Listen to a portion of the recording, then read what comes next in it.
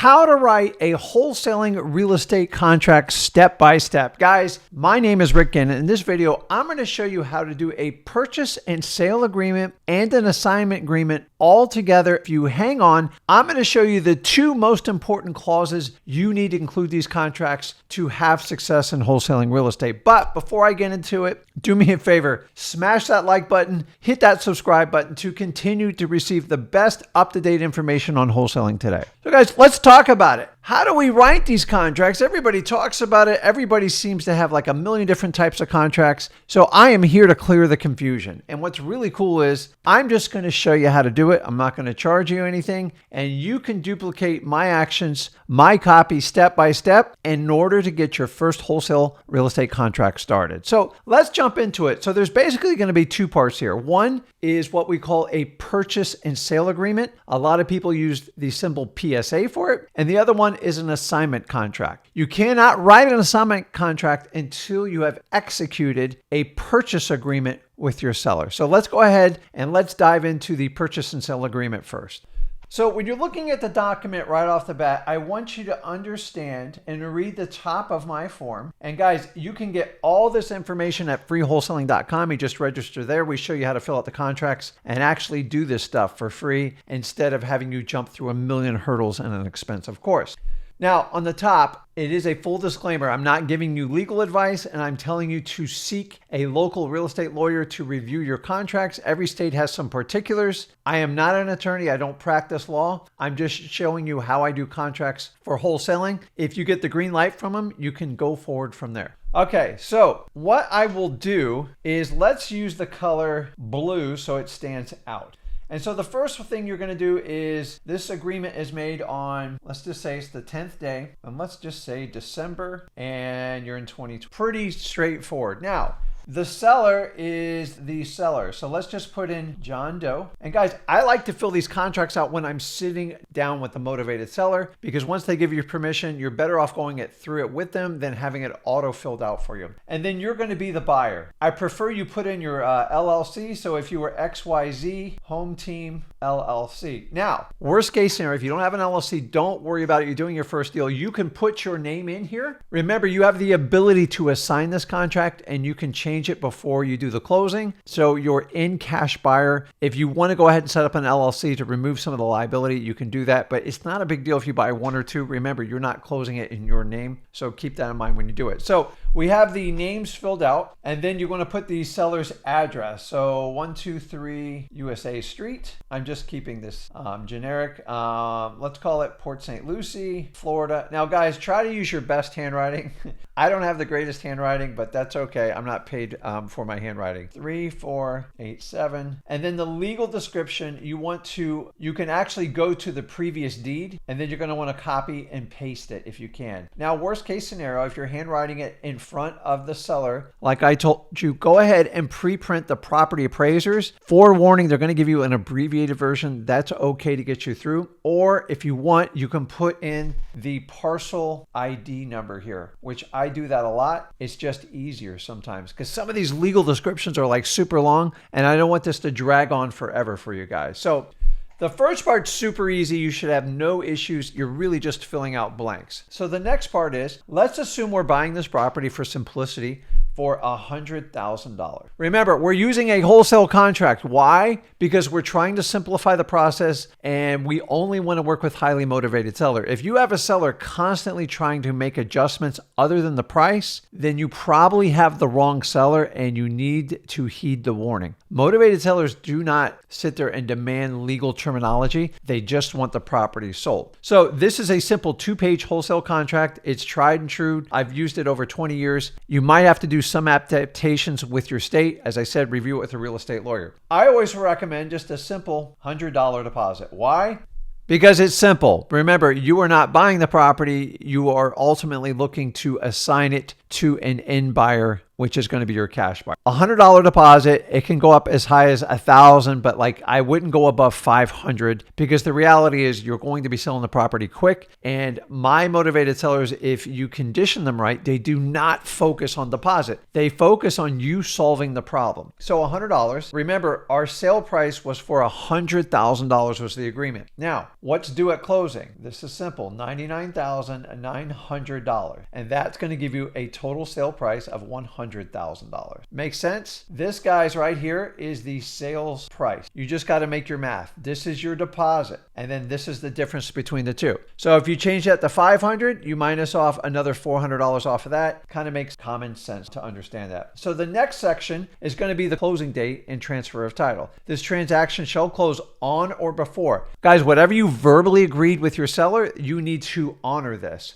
So if we're writing the contract on December 10th and then you said, hey, it's got to close, it has to close by January 31st. Now I'm going to show you a catchy little thing that works really well when I write these contracts is you can put on there, notice on the contract, I used to write this, now we put it in there. It says on or before. So you're not stuck. So you want this date to be as long as it's tolerable to your seller. So you have options to either close it yourself, find a cash buyer via assignment, and the longer you do the date, remember, if you do a really tight date, you're going to get stuck. That's it. Section 4 just talks about the seller's got to maintain the property till you close. If you look under number 8, don't ever enter into a wholesale agreement unless your contract is assignable. How do you know it's assignable? It has to be in writing. So if you're using someone else's other paperwork, make sure you are entering into an assignable contract. That is the key function to sell your equitable interest in that contract to a cash buyer. Now, the next one is the inspection, and the inspection is key. I'm going to highlight this for you. You have to have an inspection on all wholesaling contracts. Actually, all real estate contracts usually have some sort of inspection unless it's a really special sale or like a smoking deal and people know what they're getting into and it closes real fast. So when we come to inspection, I want as many days as possible. But I will tell you, I personally like to do 30 days or greater. Guys, 7, 10, 14 days, that's realtor land. You don't want to get into it. And if you are unsure with your sales price, maybe you think the roof's shoddy, but the seller thinks it is, you need time to go out and inspect that property. So you have to have flexibility. This also gives you the time, if you choose to assign the property, this is your window to find a cash buyer. Now, if I have a 30-day inspection, I'm going to try to figure out in the first 2 weeks. So whatever your number is, understand I try to cut it in half. So if I do a 30-day contract, by day 15, if I can't get a cash buyer, I need either to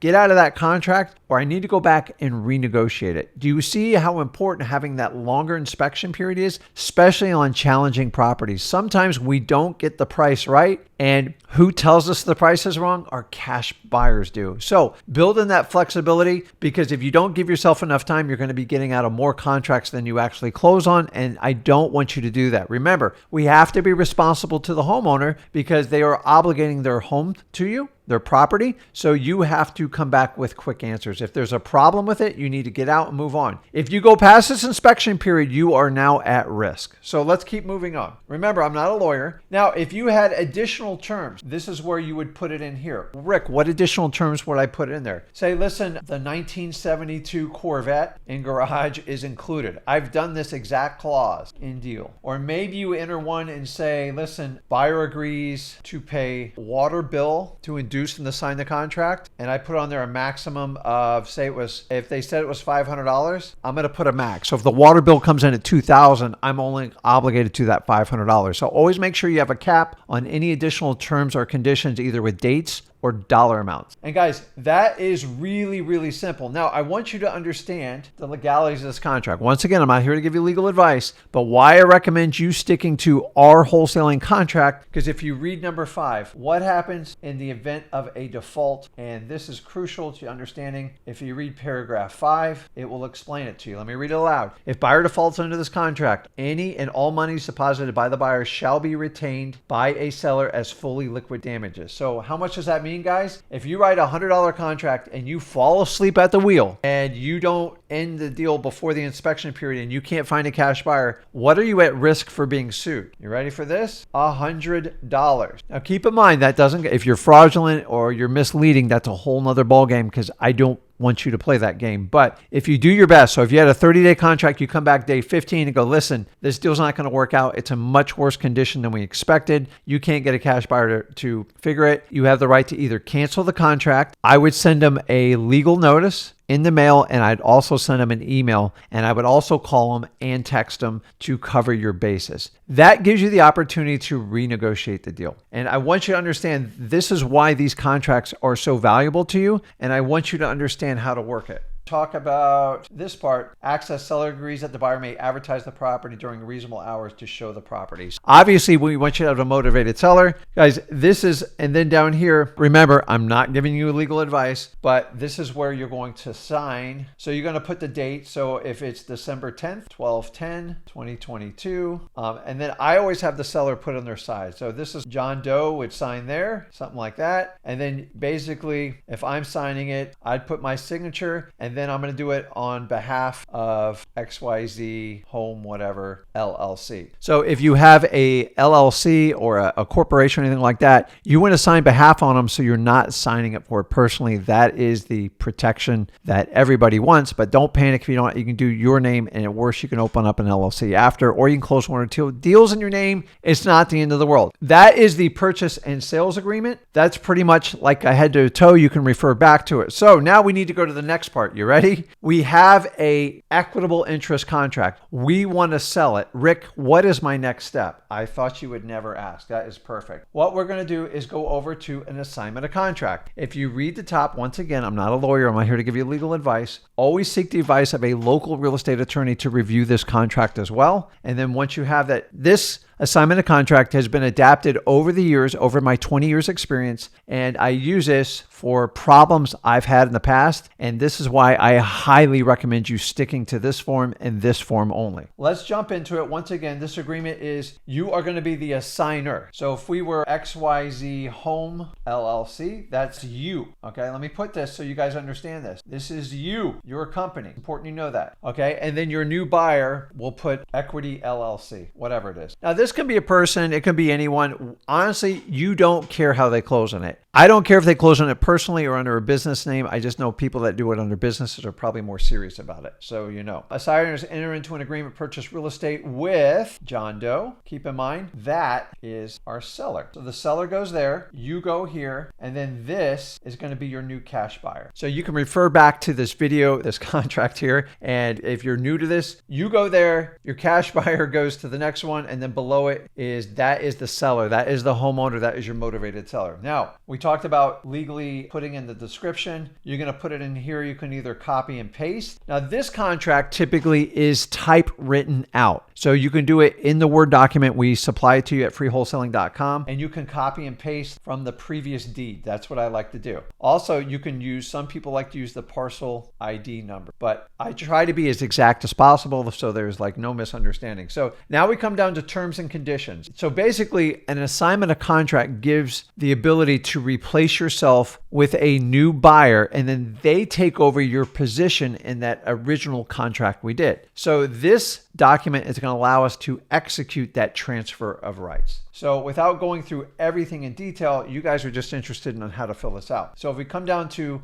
number 3, assignee will deliver to assigner a cashier's check. Your assignee is your new cash buyer. Cashier's check money, wire transfer deposit, and the amount of the initial deposit. Now, everyone asks, oh, Rick, what should I take for a deposit when selling on assignment of contract? Simple rule, the more you get, the more serious your buyer is and the less babysitting you do. The smaller you do, the more problems you're going to have. So my recommendation, I like $3,000 to $5,000 deposits because people pay attention. For the fact that we're doing a $100,000 property, my recommendation is 3 to 5% of whatever your sale price is. So what we're going to do is a $3,000 deposit. And what's the key terminology we use when we're signing it? It's a non-refundable deposit, meaning if you have any reservations, don't enter into this, because why? We have an obligation with our seller. If we're transferring the rights, I need to know you are rock solid. If you waver on this one, you're going to have problems. The more they put down, the more serious they are, the easier the transaction is. Now, number 4, assignee will pay assigner a total assignment fee of blank. This is where most people freak out. Now, keep in mind, we've contracted the property for $100,000. So maybe you're negotiating with your seller and they want to pay you, you offered it up at $115,000. The reason why I want you to be transparent as a wholesaler, because they are not only going to see your assignment contract, you have to legally disclose what your assignment fee is. You also have to give them what you entered into your original contract for. So if you're trying to hide it, it will not work. An assignment of contract, they don't show this information to your seller. They show it to your new cash buyer. So you might as well be transparent and upfront because they're going to see it. So simply, I say, Mr. Cash Buyer, I can offer you the property $115,000. He or she agrees. That is awesome. The property I had originally under contract was for $100,000. That basically means we're doing a $15,000 assignment fee. $15,000. Don't hide it. It's got to be in black and white. They've got to completely understand that.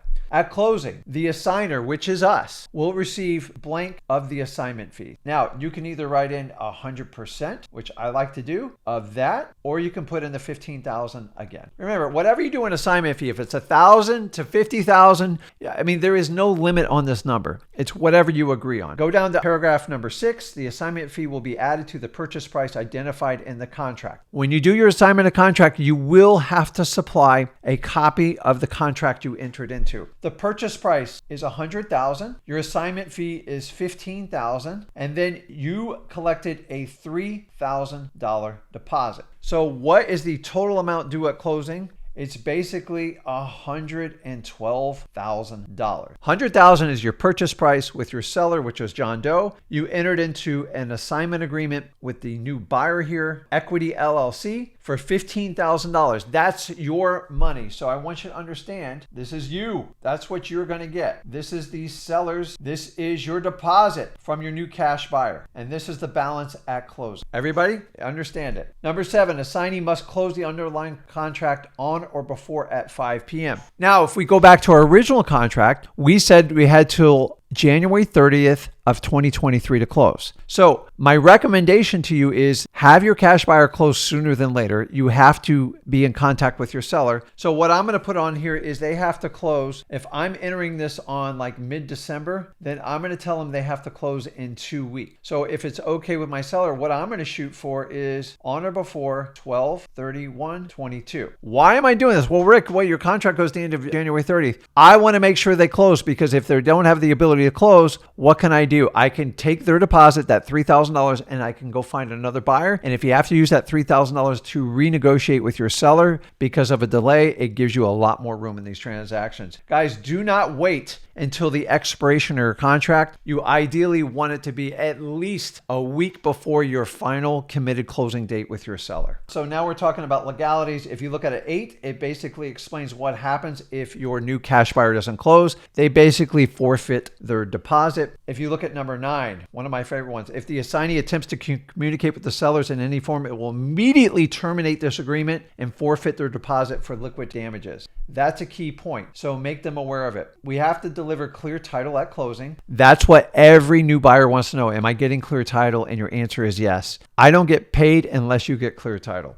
And here's my favorite one on 11. Assignee will not contact the seller in the contract. You cannot. They have to communicate through you. Also, if you look on 12, anything that's renegotiated goes back to you. If you renegotiate either with your seller, or maybe you have a bank or some sort of lien, a code violation, if you get it reduced $10,000, you keep that money. I learned the hard way by not doing this. I gave it to the seller. So you have to understand any renegotiations of the contract, any changes to like that, the difference goes to you. So you really want to make sure you use option paragraph number 12. Property is sold as is. Signer makes no representation of the property, meaning we haven't lived in it. There's no disclosures. Don't ever fill out a disclosure of a property you have never lived in and you know nothing about, because it makes you liable for something you don't know about. Last part here is on 14. This agreement is null and void if deposit of $3,000 is not received on or before, and I'll usually put like 24 hours. So if I wrote this on, say, the 15th, I'll tell them by 12/16/22, whatever year it is. and that's it. And then basically you are the assignor. Your new cash buyer is the assignee. So what you do is put on the date here, 12/15/22, and I'm doing it for XYZ Home whatever LLC on behalf. That way I'm not signing personally, I'm signing for my corporation. And then you want to put print on there, and then this is where I would do this again, and then I put, you can put as president of XYZ Home. And then they do this other side. What clause number 14 does for you is, I had this happen to me a lot when I first started out. People would commit and sign the contract and they wouldn't drop off the deposit. And then they would wait like 3 or 4 days. You just go get another buyer and then they go, well, we have an agreement. No. So with option 14, if they do not drop off that deposit, usually within 24 hours, you do not have a deal. You can just move on. So don't make the mistakes I did. Make sure you hold them to paragraph 14. It's like really important. So guys, this is it. So in this video, we have talked 100% about how to enter into a purchase and sale agreement. I've walked you from head to toe, and it's super important that you have an inspection period with enough time. My recommendation is 30 days in it. And then we went over and filled out the assignment of contract so we can sell our equitable interest in our purchase contract, sell it to a cash buyer. We have to disclose the contract, so don't try to hide it. Then we added our assignment fee. I walked you through the math, how it works, and I walked you through the legal disclosures. In the worst case scenario, if someone doesn't close, so you know what's going on. But honestly, make sure you get the advice of a qualified real estate lawyer in your local market. You are applying to all your state and local laws. And guys, this is it. Wholesaling simple. You get a purchase and sales agreement, you enter into it with a motivated seller, and then you find a cash buyer to pay more for it, and you sell your contract via the assignment of contract. And then all this paperwork is all handled by your local title company. They should be very familiar with it. They should be familiar with you. And remember, our goal at the end of the day is help out as many sellers as possible, match them up with great cash buyers, and solve problems and help people get their real estate moved. The more problems you solve, the more money you're going to make. Guys, let me know in the comments below if you think this video is helpful. Let me know if there's any questions I can answer for you, anything I missed. Remember, you are the assigner. The new person is going to be the assignee. And if you understand that on the assignment of contract, that's where most people get confused. So guys, if you like this video, make sure you smash that like button. Make sure you hit that subscribe button so you can continue to receive updated videos on how to do this wholesaling business without any complication and without any gurus in your pocket. Guys, this is Rick Ginn, and I'll see you in the next video. Thanks.